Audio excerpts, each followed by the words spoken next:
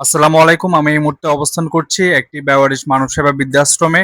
আপনারা দেখতে পাচ্ছেন এখানে অনেক আসলে ৭০-৮০ বছরের ঊর্ধ্বে পুরুষ মহিলা আছে এখানে। এখানে ব্যাপারটা হলো রাস্তা থেকে তারপর বিভিন্ন জায়গা থেকে যাদের কোনো অভিভাবক নেই, যারা রাস্তাঘাটে পড়ে থাকে তাদেরকে রেস্কিউ করে এই বৃদ্ধাশ্রমে আনা হয়। সো আসলে আমি আজকে এসেছি ইউনুস ফাউন্ডেশন থেকে উনাদের জন্য কিছু খাবার নিয়ে উনাদের রাতের খাবার তারপর আপনার দুপুরের খাবার এরকম কিছু ব্যবস্থা নিয়ে এসেছি।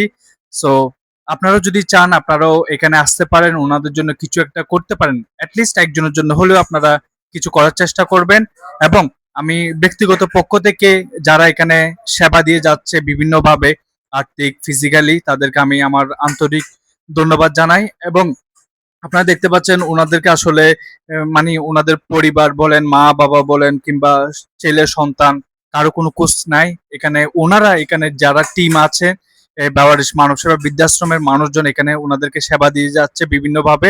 ওনাদের অসুখ-বিসুখ থেকে নিয়ে খাবার-দাবার সবকিছু যাবতীয় এখানে থাকা, খাওয়া সবকিছু ব্যবস্থা ওনারা করে যাচ্ছে। সো আপনারা যদি চান আপনারা ছোট হোক, বড় হোক আপনারা এখানে আপনাদের অবদানগুলো রাখতে পারেন। আসসালামু আলাইকুম। দূরে এবং কাছে দেশ এবং প্রবাস থেকে যারা এই মুহূর্তে ভিডিওটি দেখছেন সকলের প্রতি অনুরোধ সবাই শেয়ার করে দিবেন।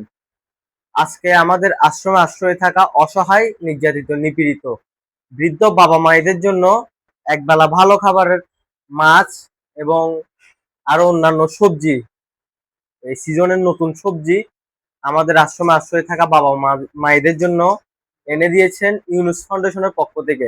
ইউনুস ফাউন্ডেশনের সকল ভাই বোনদের প্রতি কৃতজ্ঞতা জানাই। ওনারা রমজান মাসেও আমাদের আশ্রমে আশ্রয় থাকা মা বাবাদের পাশে ছিল। সকলের প্রতি কৃতজ্ঞতা জানাই এবং ভবিষ্যতেও যেন তারা আমাদের আশ্রমে আশ্রয় থাকা মা বাবাদের পাশে থাকে এই অনুরোধ রইল।